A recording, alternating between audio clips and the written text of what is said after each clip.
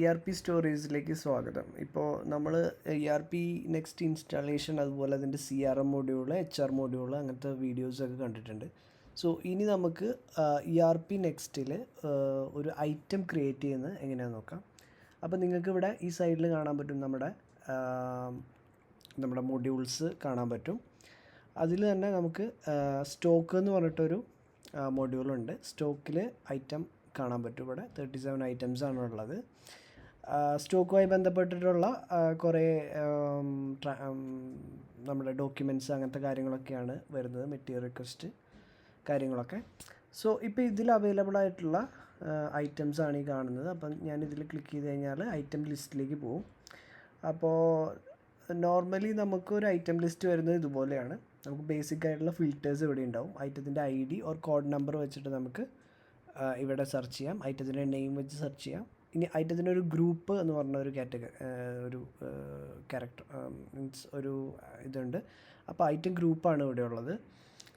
ഒരു ഐറ്റം ഗ്രൂപ്പിൽ multiple item നമുക്ക് ഉൾക്കൊള്ളിക്കാം. ഇനി നമുക്ക് ഒരു അഡ്വാൻസ് ഫിൽറ്റേഴ്സ് ഇവിടെ അപ്ലൈ ചെയ്യാം. നമുക്ക് ഇവിടെ വരുന്ന എന്തെങ്കിലും ക്രിയേഷൻ, ഏതെങ്കിലും ഒരു സ്പെസിഫിക് യൂസർ ക്രിയേറ്റ് ചെയ്തത്, ക്രിയേറ്റഡ് ബൈ, അല്ലെങ്കിൽ ഏതെങ്കിലും സ്പെസിഫിക് ഡേറ്റിൽ ക്രിയേറ്റ് ചെയ്തത്. അപ്പോൾ ഇതുപോലെ നമുക്ക് പല ആട്രിബ്യൂട്ട്സ് വെച്ചിട്ട് നമുക്കിവിടെ ഐറ്റത്തിനെ ഫിൽറ്റർ ചെയ്തെടുക്കാൻ പറ്റും. ഓക്കെ, സോ ഇതാണ് നമ്മുടെ ഒരു ഐറ്റം. ഇനി നമുക്ക് ഐറ്റം ക്രിയേറ്റ് ചെയ്യണമെങ്കിൽ ഇവിടെ ഒരു ബട്ടൺ ഉണ്ട്. ഈ ബട്ടൺ വെച്ച് കഴിഞ്ഞാൽ ഒരു ക്വിക്കായിട്ടുള്ള ഒരു ഫോം നമുക്കിവിടെ വരും. ഇത് എഡിറ്റ് ഫുൾ ഫോം കൊടുക്കുക. എഡിറ്റ് ഫുൾ ഫോം കൊടുത്തു കഴിഞ്ഞാൽ ഇവിടെ ഞാൻ ഐറ്റത്തിൻ്റെ നെയിമിങ് ഒരു സീരീസ് ആയിട്ടാണ് ക്രിയേറ്റ് ചെയ്തിട്ടുള്ളത്. ഇത് ഓട്ടോമാറ്റിക്കായിട്ട് സെറ്റ് ആവുന്നതാണ്. അല്ലാതെ നിങ്ങൾക്ക് ഐറ്റം കോഡ് വെച്ചിട്ടും ഐറ്റം നമുക്ക് ക്രിയേറ്റ് ചെയ്യാവുന്നതാണ്. ഫോർ എക്സാമ്പിൾ, നിങ്ങളിവിടെ ഐറ്റം, ഇത് വേറൊരു ഡെവലപ്പിംഗ് സെർവറാണ്. സോ ഇതിലെടുക്കുകയാണെങ്കിൽ ഇവിടെ ഐറ്റം ക്രിയേറ്റ് ചെയ്യാനാണെങ്കിൽ ഐറ്റം ക്രിയേറ്റ് കൊടുക്കുക. ക്രിയേറ്റ് കൊടുത്തതിന് ശേഷം ഇവിടെ ഐറ്റം കോഡാണ്. സോ ഐറ്റം കോഡ് നമുക്ക് ജനറേറ്റ് ചെയ്യാൻ വേണ്ടിയിട്ട് നിങ്ങളുടെ നിലവിലുള്ള ഐറ്റം കോഡ് എന്ത് വേണേൽ കൊടുക്കാൻ പറ്റും. നമുക്ക് ഐറ്റം കോഡ് കൊടുക്കുന്നു. അതിനുശേഷം ഐറ്റത്തിൻ്റെ നെയിം നിങ്ങൾക്ക് കൊടുക്കാം. ഇത് രണ്ടും സെയിം ആവാം. ഓർ നിങ്ങൾക്ക് ഏതെങ്കിലും പർട്ടിക്കുലർ ഐറ്റത്തിൻ്റെ ഒരു കോഡോ അങ്ങനെ എന്തെങ്കിലും മെയിൻറ്റെയിൻ ചെയ്യുന്നുണ്ടെങ്കിൽ, ഇപ്പോൾ സ്പൈസസിൽ തന്നെ SPC 123 ആണ് എൻ്റെ ഐറ്റം കോഡെങ്കിൽ അതുപോലെ സ്പൈസസ്, ഐറ്റം നെയിം സ്പൈസസ് എന്ന് കൊടുക്കാം. ഇനി നമുക്കിത് ഏത് കാറ്റഗറി ഐറ്റത്തിലാണ് വരുന്നത് എന്നുള്ളത്, നമ്മുടെ റോ മെറ്റീരിയൽ ആണോ നമ്മുടെ പ്രൊഡക്റ്റ് ആണോ കാര്യങ്ങളൊക്കെ. അപ്പോൾ ഇതിലില്ലാത്ത ഐറ്റം ഗ്രൂപ്പ് ആണെങ്കിൽ നിങ്ങൾക്ക് ഇവിടുന്ന് ക്രിയേറ്റ് ചെയ്യാം. ഇപ്പം ഞാനൊരു ഐറ്റം ഗ്രൂപ്പ് ക്രിയേറ്റ് ചെയ്യുന്നുണ്ട്, സ്പൈസസ് എന്ന് പറഞ്ഞിട്ട്. ഐറ്റം ഗ്രൂപ്പ് സ്പൈസസ് ഞാൻ ക്രിയേറ്റ് ചെയ്ത് അത് ഇവിടെ വന്നിട്ടുണ്ട്. ഇനി നെക്സ്റ്റ് ടൈം നിങ്ങൾ ആഡ് ചെയ്യുമ്പോൾ സ്പൈസസ് എന്ന് സെർച്ച് ചെയ്താൽ മതി, ഐറ്റം ഗ്രൂപ്പ് വന്നോളും. പിന്നെ വരുന്നത് ഈ ഐറ്റത്തിൽ തന്നെ ഒരുപാട് സെറ്റിങ്സും കോൺഫിഗറേഷൻസും കാര്യങ്ങളൊക്കെ വരുന്നുണ്ട്. പക്ഷേ ഇത് നിങ്ങളുടെ ഓൺഗോയിങ് പ്രൊജക്റ്റ് ലൈവ് ആയതിനു ശേഷം ഓൺഗോയിങ് വരുന്ന ഒരുപാട് ഫീച്ചേഴ്സും കാര്യങ്ങളൊക്കെയാണ്. ഇപ്പോൾ നമുക്ക് മിനിമലായിട്ടുള്ള ഫീച്ചറുകളിലൂടെ പോകാൻ പറ്റും. ബേസിക്കായിട്ട് ഇതൊരു മെയിൻറ്റെയിൻ സ്റ്റോക്ക് ഐറ്റം, അതായത് ഒരു ഇൻവെൻട്രി ഐറ്റം. നിങ്ങൾക്ക് ഫിസിക്കലി സ്റ്റോക്കുള്ള ഐറ്റം ആണെങ്കിൽ ഇതെപ്പോഴും മെയിൻറ്റെയിൻ സ്റ്റോക്ക് ആയിരിക്കണം. നിങ്ങൾക്ക് സർവീസ് ഐറ്റം വരും. ഇപ്പോൾ നമുക്ക് എന്തെങ്കിലും നമ്മുടെ കമ്പനിക്ക് വരുന്ന സോഫ്റ്റ്വെയർ എക്സ്പെൻസുകൾ, അതൊക്കെ ഒരു ഐറ്റം ആണെങ്കിൽ നമുക്കൊരിക്കലും അത് ഇൻവെൻട്രി ഐറ്റം അല്ല, അതൊരു സർവീസ് ഐറ്റമാണ്. സോ അത് അൺടിക്ക് ചെയ്യുക. ഇവിടുത്തെ കേസിൽ നമ്മൾ ടിക്ക് ചെയ്യുന്നുണ്ട്, മെയിൻറ്റെയിൻ ചെയ്യുന്നുണ്ട്. ഓപ്പണിംഗ് സ്റ്റോക്ക് ഈ പോയിന്റിൽ നിങ്ങൾക്ക് ഇടാൻ വേണമെങ്കിൽ, അതായത് നിങ്ങളുടെ കമ്പനിയിൽ ഫിസിക്കലി കുറച്ച് ഐറ്റംസ് ഇരിക്കുന്നുണ്ട്. അപ്പോൾ നമുക്ക് ഈ ഐറ്റം സ്റ്റോക്കിൽ കാണിക്കണമെങ്കിൽ നമുക്കൊരു ഓപ്പണിംഗ് സ്റ്റോക്കായിട്ടൊരു എത്രയാണെന്നുള്ളത് ഇടാം. അതിൻ്റെ വാല്യുവേഷൻ റേറ്റും നമ്മൾ ഇടേണ്ടി വരും. അതായത് നമ്മുടെ ആ സ്റ്റോക്കിൻ്റെ കോസ്റ്റ് അത് ഇടേണ്ടി വരും. അതുപോലെ തന്നെ അതിൻ്റെ സ്റ്റാൻഡേർഡ് സെല്ലിംഗ് പ്രൈസും നിങ്ങൾക്ക് ഈ പോയിന്റിൽ വേണമെങ്കിൽ സെറ്റ് ചെയ്യാം. ഓക്കെ, ഞാനിപ്പോൾ അത് കൊടുക്കുന്നില്ല. പിന്നെ വരുന്നത് നമ്പർ ഓഫ് യൂണിറ്റ്. നിങ്ങൾക്ക് മൾട്ടിപ്പിൾ നമ്പർ ഓഫ് യൂണിറ്റ് ഉണ്ട്. ഇപ്പോൾ ബേസ് ആയിട്ടുള്ള നമ്പർ ഓഫ് യൂണിറ്റ് നിങ്ങൾക്ക് ഇവിടെ കൊടുക്കാം. നമ്പർ ആണെങ്കിൽ നമ്പർ, ഇതിലെല്ലാ യൂണിറ്റും അവൈലബിൾ ആണ്. പിന്നെ വരുന്നത് ഡിസ്ക്രിപ്ഷൻ. ഐറ്റത്തിൽ എന്തെങ്കിലും ഡിസ്ക്രിപ്ഷൻ അല്ലെങ്കിൽ ബ്രാൻഡ് അങ്ങനത്തെ കാര്യങ്ങൾ എന്തെങ്കിലും സ്പെസിഫൈ ചെയ്യണമെങ്കിൽ നിങ്ങൾക്ക് ഇവിടെ ഡിസ്ക്രിപ്ഷനിൽ ആഡ് ചെയ്യാം. ബ്രാൻഡും ഇവിടെ വരുന്നുണ്ട്. പിന്നെ വരുന്നത് പിന്നെ വരുന്നത് നമുക്ക് യൂണിറ്റ് ഓഫ് മെഷേഴ്സ് എന്ന് പറഞ്ഞിട്ട് ഒരു ഇത് വരുന്നുണ്ട്. ഇവിടെ നിങ്ങൾക്ക് ഒരു ബോക്സിൽ എത്ര നമ്പേഴ്സാണ് എന്നൊക്കെ ഉള്ളത് കൺവേർഷൻ നിങ്ങൾക്ക് ഇവിടെ കൺവേർട്ട് ചെയ്ത് വയ്ക്കാൻ പറ്റും. ബോക്സ്, വെയിറ്റ്, അങ്ങനെ എത്ര യൂണിറ്റ് നിങ്ങൾ ഉപയോഗിക്കുന്നുണ്ടോ അത്രയും കൺവേർഷൻസ് ഇവിടെ വയ്ക്കാം. അതിനെ ബേസ് ചെയ്ത് ട്രാൻസാക്ഷൻ ചെയ്യുമ്പോൾ ഏത് യൂണിറ്റിലാണോ ട്രാൻസാക്ഷൻ ചെയ്യുന്നത് അതിനനുസരിച്ച് അത് സ്റ്റോക്കിൽ നിന്ന് കൺവേർട്ട് ചെയ്ത് കുറയും. അതിന് വേണ്ടിയിട്ടാണ്. അപ്പോൾ മൾട്ടിപ്പിൾ UAM ഇതിൽ ഹാൻഡിൽ ചെയ്യാൻ പറ്റും. പിന്നെ ഇൻവെൻട്രി സെക്ഷൻ എന്ന് പറഞ്ഞിട്ടൊരു സെക്ഷൻ ഉണ്ട്. അതിൽ വരുമ്പോൾ നിങ്ങൾക്ക് ഇതൊരു ഷെൽഫ് ലൈഫ് ഉള്ള ഐറ്റം ആണെങ്കിൽ അതിൽ ഡേ എത്ര ഡേ ഷെൽഫ് ലൈഫ് ഉണ്ടെന്ന് കൊടുക്കാം. എൻഡ് ഓഫ് ദി ലൈഫ് അതിനെ ബേസ് ചെയ്തിട്ട് വന്നോളും. പിന്നെ വരുന്നത് ഇതുപോലെ തന്നെ വെയിറ്റ്, ഐറ്റത്തിൻ്റെ വെയിറ്റോ അങ്ങനത്തെ കാര്യങ്ങളൊക്കെ ചെയ്യുന്നുണ്ടെങ്കിൽ അത് കൊടുക്കാം. വാറണ്ടി പീരീഡ്, ഇപ്പോൾ ഏതെങ്കിലും ഒരു ഐറ്റം നമ്മൾ വിൽക്കുന്ന ഐറ്റത്തിന് വാറണ്ടിയോ മറ്റോ ഉണ്ടെങ്കിൽ എത്ര ഡേയ്സ് ആണെന്നുള്ളത് ഇവിടെ കൊടുക്കാൻ പറ്റും. പിന്നെ നമുക്ക് ബാർകോഡ് ഇനേബിൾ ചെയ്യാനുള്ള ഒരു ഓപ്ഷൻ ഉണ്ട്. നമ്മൾ മാനുഫാക്ചറിങ്ങോ അല്ലെങ്കിൽ ഇതൊക്കെ ചെയ്തിട്ട് നമ്മൾ ബാർകോഡ് ഇനേബിൾ ചെയ്തിട്ട് നമ്മൾ സ്കാൻ ചെയ്തിട്ട് ഇൻവോയ്സ് ചെയ്യാനുള്ള ഒരു ഓപ്ഷൻ ഐറ്റത്തിൽ വരുന്നുണ്ട്. അപ്പോൾ അത് ബാർകോഡ് ഇനേബിൾ ചെയ്യുകയാണെങ്കിൽ ഈ ഐറ്റത്തിൻ്റെ ഓരോ ഇന്നിലും ഔട്ടിലും, സ്റ്റോക്ക് ഇൻ ഔട്ടിലൊക്കെ നമുക്ക് ബാർകോഡ് വെച്ചിട്ട് നമുക്ക് സ്കാൻ ചെയ്യാൻ പറ്റും. സോ പിന്നെ വരുന്നത് റീഓർഡർ ലെവലാണ്. റീഓർഡർ ലെവൽ എന്ന് പറഞ്ഞാൽ നമുക്ക് ഇപ്പോൾ ഒരു ഐറ്റം ഒരു ത്രെഷോൾഡ് വെച്ചിട്ട് അതിൻ്റെ താഴേക്ക് പോവുകയാണെങ്കിൽ നിങ്ങൾക്കൊരു മെറ്റീരിയൽ റിക്വസ്റ്റ് ആയിട്ട് ജനറേറ്റ് ആകും. ഇപ്പോൾ സ്റ്റോക്കിലൊരു 100 ക്വാണ്ടിറ്റി ഇപ്പോൾ ഉണ്ട്, പക്ഷേ ഒരു 10 ക്വാണ്ടിറ്റി ആകുമ്പോൾ നമുക്കൊരു അലേർട്ട് വേണമെങ്കിൽ നിങ്ങൾക്ക് ഈ റീഓർഡർ ലെവൽ യൂസ് ചെയ്യാവുന്നതാണ്. റീഓർഡർ ലെവൽ എത്ര വരുമ്പോഴാണ് അതിൻ്റെ ത്രെഷോൾഡാണ് ഇവിടെ സെറ്റ് ചെയ്യുന്നത്. ത്രെഷോൾഡ് സെറ്റ് ചെയ്ത് കഴിഞ്ഞാൽ എത്ര യൂണിറ്റിൻ്റെ പർച്ചേസ് റിക്വസ്റ്റ് ആണ് നിങ്ങൾക്ക് ക്രിയേറ്റ് ആക്കേണ്ടത് എന്നുള്ളതാണ് ഇവിടെ സെറ്റ് ചെയ്ത് കൊടുക്കുന്നത്. ഓക്കെ, ഇത് ഏത് വെയർഹൗസിലേക്കാണെന്നുള്ളതാണ്. പിന്നെ വരുന്നത് serial number and batch enable. So നമ്മുടെ ഒരു ഐറ്റത്തിന് നമ്മുടെ കമ്പനിയിൽ ഐറ്റം കീപ്പ് ചെയ്യുന്ന സമയത്ത് നമുക്ക് ബാച്ച് നമ്പർ, സീരിയൽ നമ്പറൊക്കെ ഇനേബിൾ ചെയ്യാനുള്ള ഓപ്ഷൻ ഉണ്ട്. ഇപ്പോൾ ബാച്ച് നമ്പർ ഞാൻ ഇനേബിൾ ചെയ്യുകയാണെങ്കിൽ ഇവിടെ കുറച്ച് ഓപ്ഷൻസ് ഉണ്ട്. ബാച്ച് ഓട്ടോമാറ്റിക്കലി ക്രിയേറ്റ് ചെയ്യണമെന്നുള്ളത്. അങ്ങനെയാണെങ്കിൽ നമുക്കൊരു സീരീസ് അവിടെ ജനറേറ്റ് ചെയ്ത് കൊടുത്തു കഴിഞ്ഞാൽ അതിനെ ബേസ് ചെയ്തിട്ട് ഓരോ ബാച്ചിലേക്ക് ഐറ്റം വരുമ്പോഴും നമുക്ക് ബാച്ച് സെലക്ട് ചെയ്ത് കൊടുത്താൽ ഇതിനെ ബേസ് ചെയ്തിട്ട് നമുക്ക് ബാച്ച് ക്രിയേറ്റ് ആവും. ഓക്കെ, പിന്നെ വരുന്നത് നമുക്ക് എക്സ്പയറി ഡേറ്റ്, നേരത്തെ പറഞ്ഞ പോലെ എക്സ്പയറി ഡേറ്റും കാര്യങ്ങളൊക്കെ കൊടുക്കാനുള്ള ഓപ്ഷൻ ഉണ്ട്. ഈ ബാച്ചിൻ്റെ പോലെ തന്നെ സീരിയൽ നമ്പറും നമുക്ക് സ്റ്റോക്കിലേക്ക് കയറുമ്പോൾ നമുക്ക് സീരിയൽ നമ്പർ ജനറേറ്റ് ആവണമെങ്കിൽ നമുക്ക് ഒരു സീരീസ് ഓട്ടോമാറ്റിക് സീരീസ് ചെയ്യാൻ പറ്റും.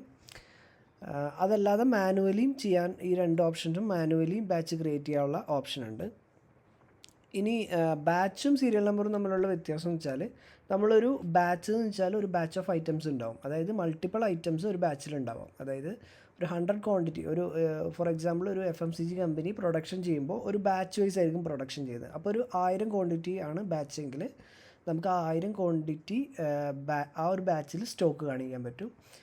പിന്നീട് നമുക്ക് ഈ ബാച്ചിങ്ങിൻ്റെ ട്രാക്കിങ്ങും കാര്യങ്ങളൊക്കെ വരുന്നുണ്ട്. അതായത് സെയിൽസ് പോകുന്നു, സെയിൽസിൽ നിന്ന് റിട്ടേൺ വരികയൊക്കെ ആണെങ്കിൽ അല്ലെങ്കിൽ എന്തെങ്കിലും ഡാമേജോ കാര്യങ്ങളൊക്കെ ഉണ്ട്, ബാച്ച് വൈസ് നമുക്ക് ഇതിനെ ട്രാക്ക് ചെയ്യാൻ പറ്റും.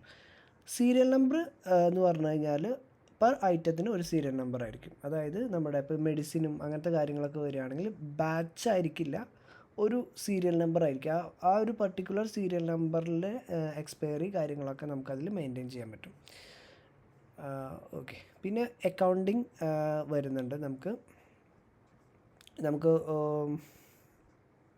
പിന്നെ വരുന്നത് നമ്മുടെ ഐറ്റം പ്രൈസ്, ഡിഫോൾട്ട് ഏത് പ്രൈസ്, ഇത് നമ്മുടെ ഒരു ഐറ്റം ക്രിയേറ്റ് ചെയ്ത് കഴിഞ്ഞാൽ മൾട്ടിപ്പിൾ ഐറ്റം പ്രൈസസ് നമുക്ക് ക്രിയേറ്റ് ചെയ്ത് വെക്കാൻ പറ്റും ഐറ്റത്തിന്. അപ്പോൾ ഡിഫോൾട്ടായിട്ട് ആ ഒരു ഐറ്റം സെലക്ട് ചെയ്യുമ്പോൾ ഏതാണ് വരേണ്ടത് റേറ്റ് എന്നുള്ളത് നമുക്കിവിടെ സെലക്ട് ചെയ്യാൻ പറ്റും. ഇതൊന്നും മാൻഡേറ്ററി അല്ല. മാത്രമല്ല ഇതിൻ്റെ എക്സ്പെൻസ് അക്കൗണ്ട്, ഈ അക്കൗണ്ട്സ് വൈസുകൾ എവിടേക്കാണ് റിഫ്ലക്റ്റ് ചെയ്യേണ്ടതെന്നുള്ളത് നമുക്കിവിടെ സെലക്ട് ചെയ്ത് കൊടുക്കാൻ പറ്റും. ഓക്കെ, പിന്നെ വരുന്നത് പർച്ചേസ് വരുമ്പോൾ ഈ ഒരു ഐറ്റത്തിൻ്റെ പർച്ചേസിൻ്റെ POയോ അല്ലെങ്കിൽ പർച്ചേസ് ഇൻവോയ്സോ അടിക്കുമ്പോൾ ഏത് യൂണിറ്റാണ് വരേണ്ടത് എന്നുള്ളത് നമുക്കിവിടെ സ്പെസിഫൈ ചെയ്ത് കൊടുക്കാൻ പറ്റും. പിന്നെ വരുന്നത് നമ്മുടെ അലോ പർച്ചേസ് ചെയ്താലാണ് ഈ ഒരു ഐറ്റം പർച്ചേസ് ട്രാൻസാക്ഷനിലേക്ക് വരുള്ളൂ. ഇത് അൺടിക്ക് ആണെങ്കിൽ പർച്ചേസ് ട്രാൻസാക്ഷനിലേക്ക് ഐറ്റം വരില്ല. പിന്നെ നമുക്ക് ഈ ഒരു ഐറ്റത്തിന് ഏതെങ്കിലും സ്പെസിഫിക് ഏതെങ്കിലും സപ്ലൈസോ അങ്ങനെ എന്തെങ്കിലും ഉണ്ടെങ്കിൽ നമുക്കതിവിടെ സ്പെസിഫൈ ചെയ്ത് വെക്കാൻ പറ്റും.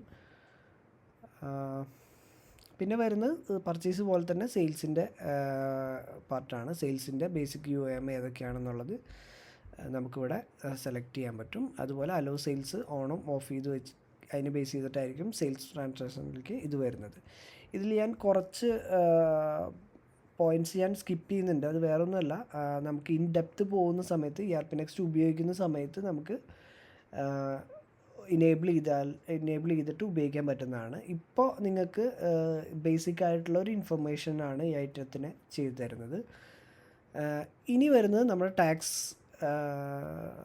പോർഷനാണ്. ടാക്സിൽ നമുക്ക് ഇതുപോലെ ടാക്സ് ടെംപ്ലേറ്റ് ഇതുപോലെ ഇവിടെ ക്രിയേറ്റ് ചെയ്ത് വെക്കാം. അപ്പോൾ ഈ ഒരു ഐറ്റത്തിന് 5% ആണെങ്കിൽ ഐറ്റം വൈസ് ടാക്സ് നമുക്ക് സ്പെസിഫൈ ചെയ്ത് വെക്കാൻ പറ്റും. 5%ൻ്റെ ഒരു ടാക്സ് ടെംപ്ലേറ്റ് നമ്മൾ ക്രിയേറ്റ് ചെയ്യുന്നു. അപ്പോൾ ഇതുപോലെ നമുക്ക് 5% ആണെങ്കിൽ ഇതുപോലെ ക്രിയേറ്റ് ചെയ്യുന്നു. ടാക്സിൻ്റെ ഞാനിപ്പോൾ ഒരു അക്കൗണ്ട് കൊടുക്കുന്നുണ്ട് എക്സാമ്പിൾ. അപ്പോൾ 5% ആണ് ടാക്സ് എങ്കിൽ ടാക്സ് റേറ്റ് അത് കൊടുക്കുന്നു. അതിനുശേഷം അത് സേവ് ചെയ്യുക. അപ്പോൾ ആ 5% ഇവിടെ വരും. വാലിഡിറ്റിയും കാര്യങ്ങളൊക്കെ കൊടുക്കാൻ പറ്റും. പിന്നെ ഇത് ഇൻസ്റ്റേറ്റ് ആണോ ഔട്ട് സ്റ്റേറ്റ് ആണോ ടാക്സ് കാറ്റഗറി ക്രിയേറ്റ് ചെയ്തതിന് ശേഷം അതിൽ സ്പെസിഫൈ ചെയ്യാൻ പറ്റും. ഇപ്പോൾ ഇത് ജനറലായിട്ടൊന്നും കൊടുക്കുന്നില്ല. സോ 5% ടാക്സ് കൊടുത്തതിന് ശേഷം ഐറ്റം സേവ് ആയിട്ടുണ്ട്. അപ്പോൾ നമ്മൾ കൊടുത്ത ഡാറ്റാസ് കാര്യങ്ങൾ നിങ്ങൾക്കൊരു ഐറ്റത്തിൻ്റെ ഫോട്ടോയും കാര്യങ്ങളൊക്കെ ക്രിയേറ്റ് ചെയ്ത് വെക്കണ അപ്ലോഡ് ചെയ്യണമെങ്കിൽ ഇവിടെ ഐറ്റം അപ്ലോഡ് ചെയ്യാൻ പറ്റും. പിന്നെ ഈ ഒരു ഐറ്റം നമുക്ക് ട്രാൻസാക്ഷൻ ഒന്നും വേണ്ടെങ്കിൽ ഡിസേബിൾ ചെയ്ത് വെക്കാനുള്ള ഓപ്ഷൻ ഉണ്ട്. അപ്പോൾ നമ്മൾ കൊടുത്ത ഡാറ്റാസൊക്കെ വെച്ചിട്ട് ഐറ്റം ക്രിയേറ്റ് ആയിട്ടുണ്ട്. ക്വാളിറ്റി എന്ന് പറയുന്നത് നമ്മുടെ ക്വാളിറ്റി ഇൻസ്പെക്ഷൻ ടെംപ്ലേറ്റ്, നമ്മുടെ ഐറ്റം നമ്മുടെ സ്റ്റോക്കിലേക്ക് കയറുമ്പോഴോ ഔട്ട് ചെയ്യുമ്പോഴോ ഒക്കെ നമുക്ക് ക്വാളിറ്റി റിക്വയർഡ് ആണെങ്കിൽ നമുക്ക് ടെംപ്ലേറ്റ് കുറേ പാരാമീറ്റേഴ്സ് കൊടുത്തിട്ട് നമുക്ക് ടെംപ്ലേറ്റ് ക്രിയേറ്റ് ചെയ്ത് വയ്ക്കാൻ പറ്റും. മാനുഫാക്ചറിങ് ആയിട്ട് ബന്ധപ്പെട്ടിട്ടുള്ള കുറച്ച് സെറ്റിങ്സ് ആണ് ഇതിൽ വരുന്നത്. ബാക്കി നമ്മുടെ ഐറ്റം ഇതുപോലെ ആയിരിക്കും ക്രിയേറ്റ് ചെയ്ത ആളുടെ ലോഗ് കാര്യങ്ങളൊക്കെ ഇവിടെ അറിയാൻ പറ്റും. ഇനി ഒരു ഐറ്റം ഈ ഐറ്റത്തിൻ്റെ അഗെയിൻസ്റ്റ് സെയിൽസോ പർച്ചേസോ എന്തെങ്കിലുമൊക്കെ ചെയ്തിട്ടുണ്ടെങ്കിൽ ട്രാൻസാക്ഷൻസ് നമുക്കിവിടെ കാണാൻ പറ്റും. ഫോർ എക്സാമ്പിൾ നമ്മളിപ്പം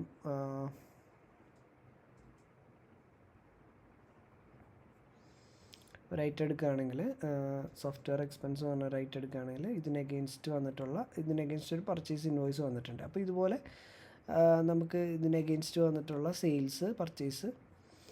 സെയിൽസ് ആണെങ്കിൽ സെയിൽസിൻ്റെ ഏതെങ്കിലും ട്രാൻസാക്ഷൻ ഇൻവോയ്സോ ഡെലിവറി നോട്ടൊക്കെ വന്നിട്ടുണ്ടെങ്കിൽ ഇവിടെ നമുക്ക് കാണാൻ പറ്റും. അപ്പോൾ ബേസിക്കായിട്ട് ഇങ്ങനെയാണ് ഒരു ഐറ്റം ക്രിയേറ്റ് ആക്കുക. നമ്മൾ ക്രിയേറ്റ് ചെയ്ത ഐറ്റംസൊക്കെ ഇവിടെ ഉണ്ടാവും. അത് നമുക്ക് പല രീതിയിൽ നമുക്കിവിടെ ഓർഡർ ചെയ്യാം. ലാസ്റ്റ് അപ്ഡേറ്റ് ചെയ്തതിനെ ബേസ് ചെയ്തിട്ട് ഐറ്റത്തിൻ്റെ പേര് ഡിസെൻഡിങ് ഓർ അസെൻഡിങ് രീതിയിൽ ചെയ്യാൻ പറ്റും. പിന്നെ അങ്ങനത്തെ കുറേ കാര്യങ്ങൾ ഇതിലുണ്ട്. ഇപ്പോൾ ലാസ്റ്റ് അപ്ഡേറ്റഡ് ആണ് ഡിഫോൾട്ട് കിടക്കുന്നത്. അപ്പോൾ ഇത് സോർട്ടിങ് അസെൻഡിങ്ങും ഡിസെൻഡിങ്ങും ആണ്. അപ്പോൾ ഇവിടെ നോക്കിയാൽ കാണാം 6 months മുന്നേ നമ്മൾ ക്രിയേറ്റ് ചെയ്തത് താഴോട്ട്. അസെൻഡിങ് ആണെങ്കിൽ നമ്മളിപ്പം ക്രിയേറ്റ് ചെയ്ത് 2 days മുന്നേ. അതുപോലെ നമുക്കിതുപോലെ ഡിഫോൾട്ട് ചെയ്തെടുക്കാൻ പറ്റും. ആൻഡ് ഇവിടെ ഈ കാണുന്ന ഐറ്റം നെയിം, ഐറ്റം കോഡ്, അതുപോലെ സ്റ്റാറ്റസ്, ഐറ്റത്തിൻ്റെ ID തന്നെയാണ് ബേസിക്കലി ഐറ്റം കോഡായിട്ട് വരുന്നത്. പിന്നെ ഇത് നിങ്ങൾക്ക് ഈ ഒരു ഫോമും നിങ്ങൾക്ക് ഈ ഒരു ലിസ്റ്റ് വ്യൂവും നിങ്ങൾക്ക് എഡിറ്റ് ചെയ്യാൻ പറ്റും, എന്തൊക്കെ ഡാറ്റ ഐറ്റത്തിൻ്റെ ഇവിടെ കാണിക്കണം എന്നുള്ളത്. സോ ഇത്രയാണ് ഐറ്റം ക്രിയേഷനിൽ വരുന്നത്. Thank you.